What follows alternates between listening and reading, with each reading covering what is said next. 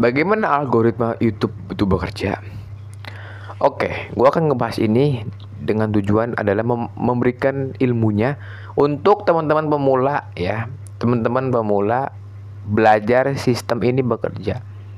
Karena kita sebagai pemula nggak harus tahu nih bagaimana sistem algoritma ini bekerja.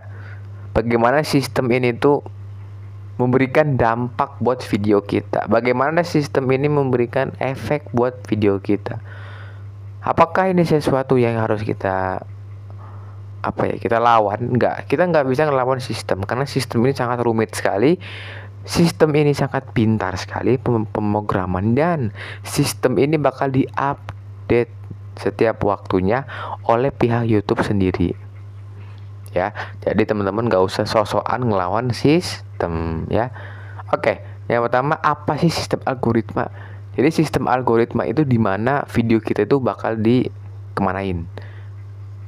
Ya, misalnya upload, tayang, terus ditonton beberapa orang, disebar videonya, udah disitulah penilaian dimulai. Lanjut ke tujuan. Ini teori ini secara pengertian sih nggak usah dihafal ya. Yang penting tahu intinya. Jadi intinya adalah algoritma sistem di mana video kita itu akan dikemanakan. Dan bagaimana dan bisa disebut juga adalah sebagai sistem pendistribusian video atau konten-konten. Tujuannya apa? Itu untuk pendistribusian atau menyebar semua kontennya. Itu tujuan algoritma YouTube. Semua sosial media itu algoritma sama.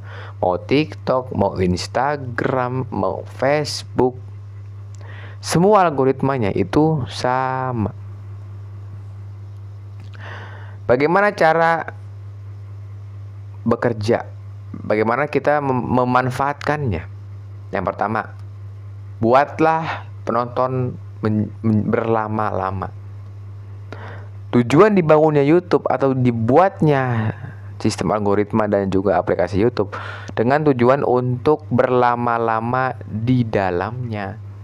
Berlama-lama orang mengakses YouTube. Jangan sampai kita tuh bikin konten tapi orang udah bosen, orang nonton sebentar bosen, nonton video ini bosen, nonton sedikit udah bosen. Kenapa? Karena ya orang nggak suka dengan kontennya. Buatlah konten yang bermanfaat, yang memberikan dampak sosial, dampak terhadap masyarakat umum dan juga masyarakat digital. Ya, kenapa ini terjadi? Kenapa ini harus dibuat dan harus terjadi? Karena bakalan keluar outputnya. Output atau video yang kita buat atau edukasi yang kita kasih itu harus ada outputnya, harus ada dampaknya. Jangan hanya ngupload dapat duit cair terus gajian.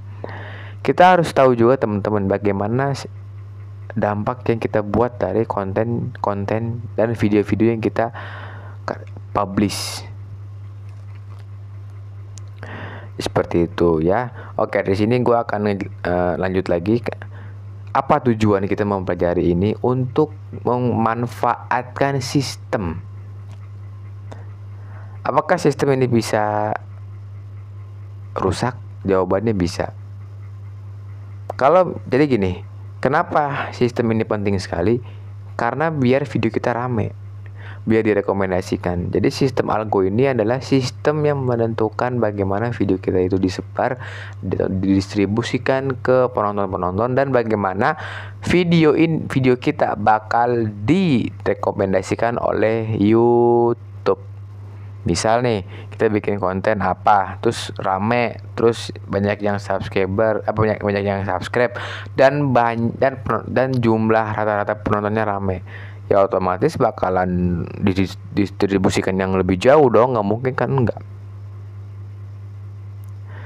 Jadi kita sebagai user harus paham bagaimana sistem ini bekerja.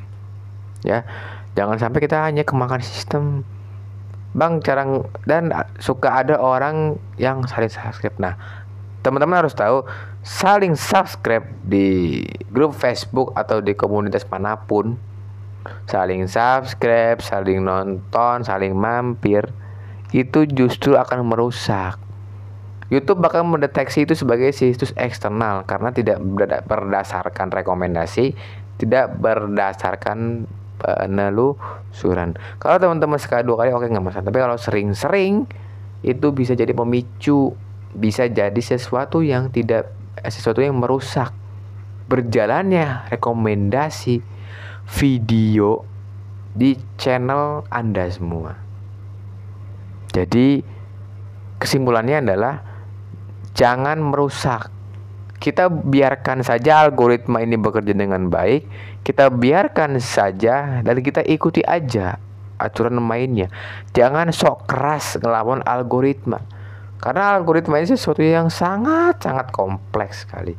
Kita nggak bisa ngelawan. Kita nggak bisa terlalu idealis lah. Kita harus tahu juga teman-teman.